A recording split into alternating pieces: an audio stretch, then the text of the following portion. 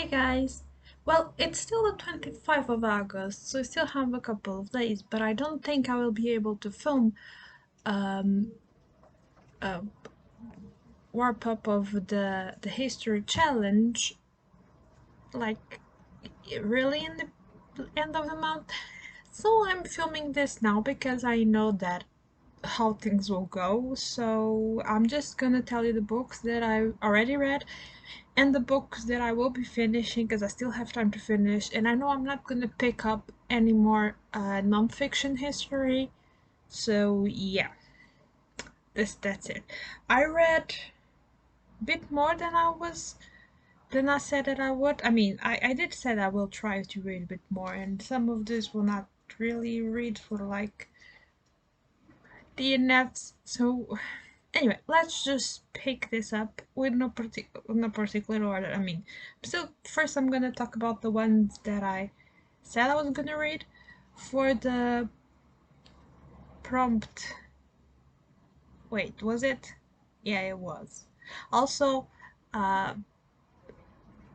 I think that if you are seeing my work up, you already know what the history challenge was, but I will leave my other video about it and all the informations on the description. And you guys only had to read one non-fiction history. I read a bit more, but not. I was thinking that I would have done even more than I did. But anyway, let's get back to business. And for the prompt memoir, I said that I was gonna read Below Stairs by Margaret Powell, memoir of a 1920s kitchen maid. I read it. It was, I think, the first one that I read. Really liked it. It was a 4-star read for me. I just wished it had more information about like the houses and the routines of the maids in the houses and things that happen.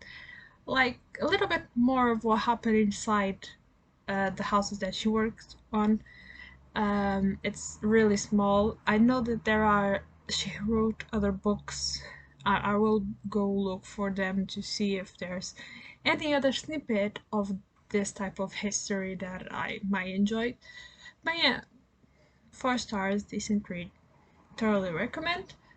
For the prompt, if I'm not mistaken, I'm doing this by memory, the prompts. So if I if I say something wrong, you're probably gonna see like a first comment being me being like, "Oh, I messed up things. This is what I meant."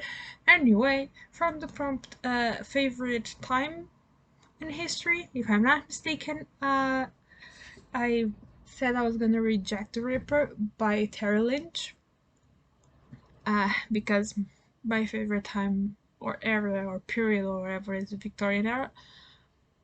I DNF this because this has no this.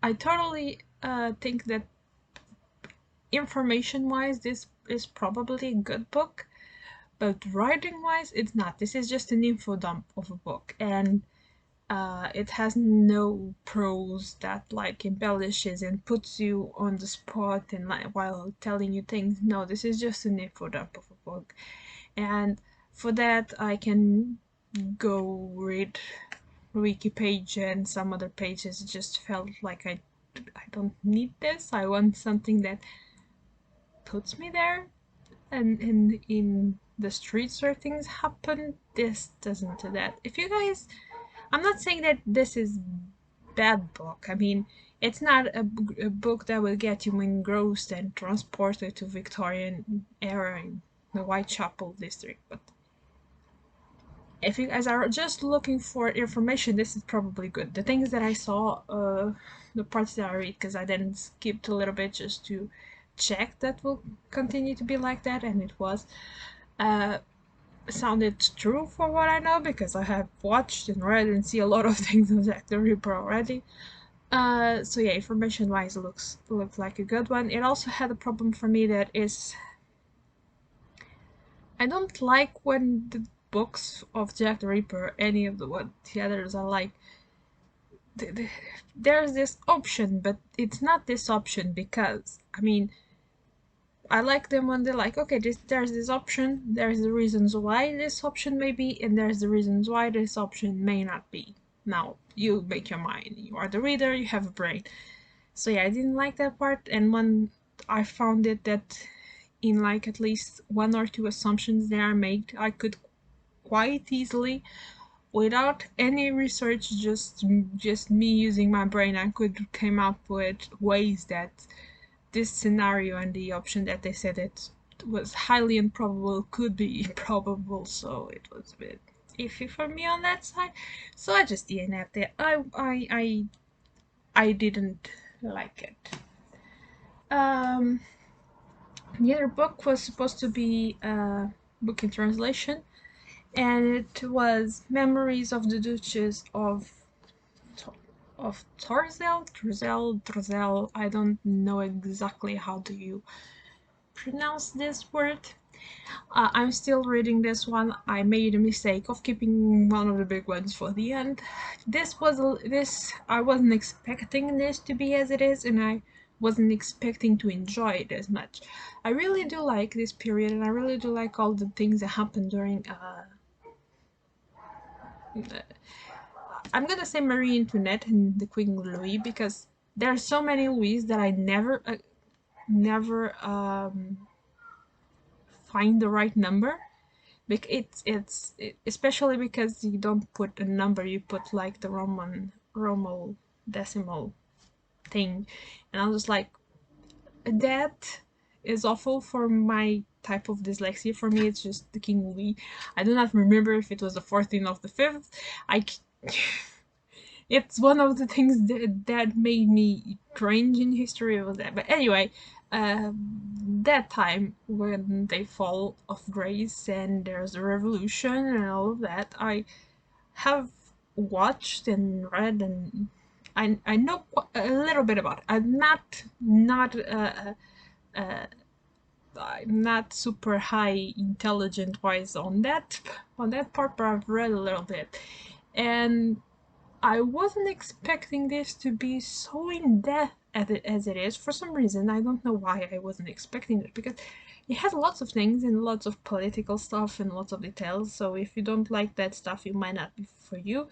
I gotta say that some of the things are flying like over my head, but I'm catching the majority of it and I'm really enjoying it. This is going to be a 4 or 5 star read, and I will keep this one because I want to keep it, and then after I know even more about this period, I want to revisit it and see what I think about it, and see what I think about like all the things that I described in it. Of course, she was the governess. You guys helped me last time. She's the governess of the the princess, the prince and the princess that the children of Marie Antoinette. Why is this being so hard for me to say? Anyway, and she was a big friend of the Queen and the King, so it's partial a little bit. She does have an affinity to nobility, but I found it rather refreshing, because you usually see things things on this period of the revolution, you only see one side of it. And I'm not saying that I'm like pro revolution people or pro nobility or pro whatever. I just like to see all of the sides, and I just like to see everything and understand both the sides, because even though I haven't had like this insight from a person of nobility, I'm I had already understood that some of the things that were made during the revolution were a bit iffy, as it was to be expected because it was a mess. But yeah, really enjoy. If you like the time period and the theme, and you like all the in-depth information, probably totally recommend this one. I'm still not much into it, but this is basically the one that I still have to read. Mostly, there's one other that I'm finishing, but it's almost finishing. I will be finishing that one tomorrow, so it's just like basically done. So yeah, uh, totally recommend this one. And now the ones that I didn't said that I was going to be reading, I have one DNF, and this is the biography of Bonnie and Clyde by Jean Fortune, with the introduction of Nelson Algren. I got this book just because this is Portuguese. Just because I don't know much about Bonnie and Clyde, or I didn't know much about Bonnie and Clyde, and I was always mystified why they were so beloved, and I I I don't like the time period that they lived, and I usually don't like uh, this type of criminals. I mean, not in the way that Bonnie and Clyde are liked. If that makes sense. So I was a bit mystified, and then I started reading this, and it's exactly all the things that I thought about it, all my assumptions, and it's all things that I didn't like. So I was just like, I'm not having fun. I just stopped this book. I didn't finish it, and gave a little bit of a Wikipedia look through to see the lives of Bonnie and Clyde, and it was exactly what I was thinking, the rest of the details. And I'm fine knowing what I know at the moment, because I don't have that much interest in it. I just like, I really don't. I mean, not that this is a bad book. I just particularly do not have an interest on that era, and not on that type of criminal.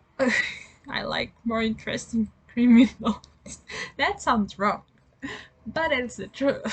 And the other one that I'm still finishing tomorrow. This is gonna be another 4-star rate for sure.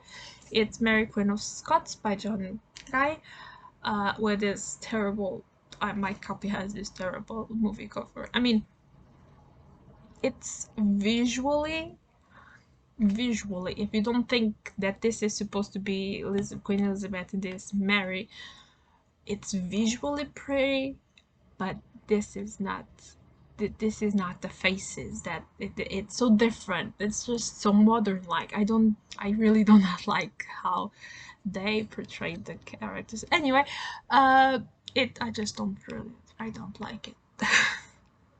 Anyway, still I'm like, how much in? Where is it? It's, yeah, more or less this little, and when I'm not reading it, when I'm working, I'm listening to the book, because I have it on open library, so I can speed things up and actually finish both books, or else I wouldn't be able to. But yeah, I don't know what else I can say about this. Is the life of Mary Queen of Scots. There was quite a life, a lot happening. I was just like, it was a mess from beginning to end. Her life was a mess. I mean, she's nobility, and you are expecting that nobility life is like that, but that was a mess of a life. I kind of enjoyed John Guy's writing. I cannot.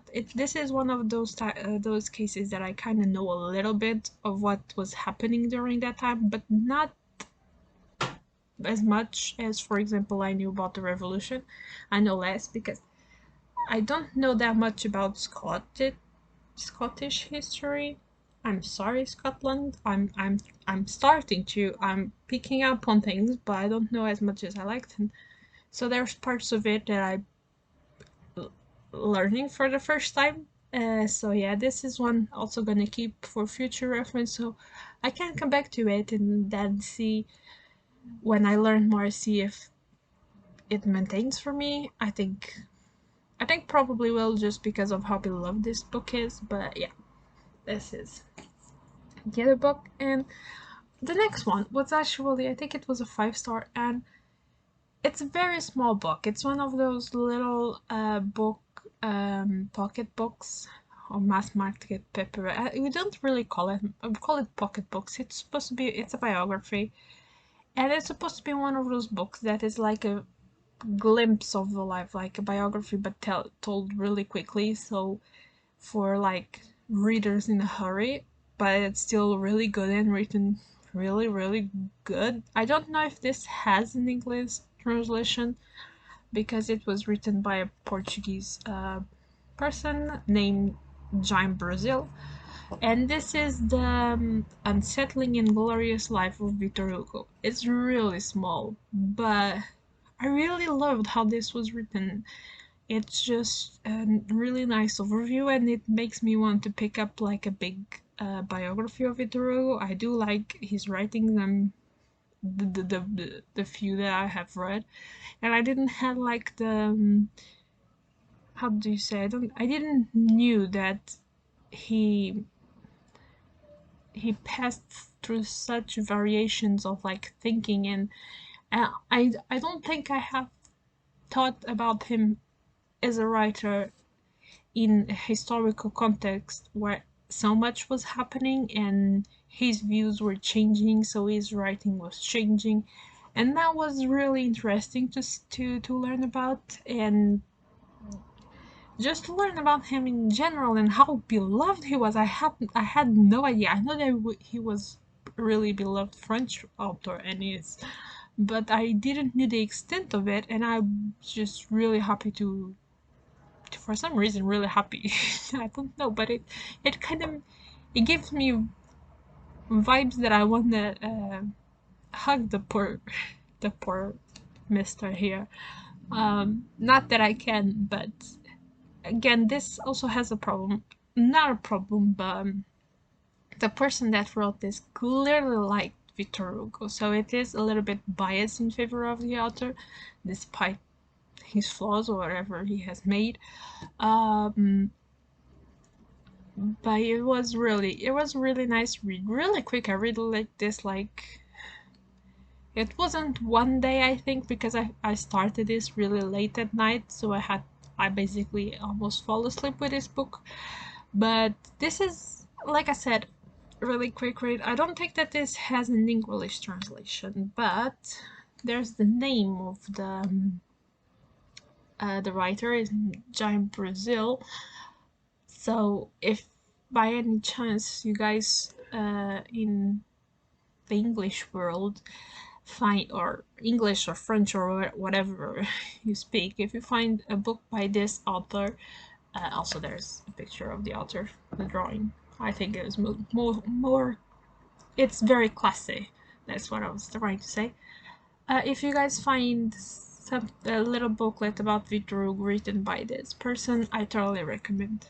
It was just a good time, to be honest. So this may be my favorite from this little history challenge, and it was very surprising because I was not expecting to like it as much as I liked. So in total we have 6 books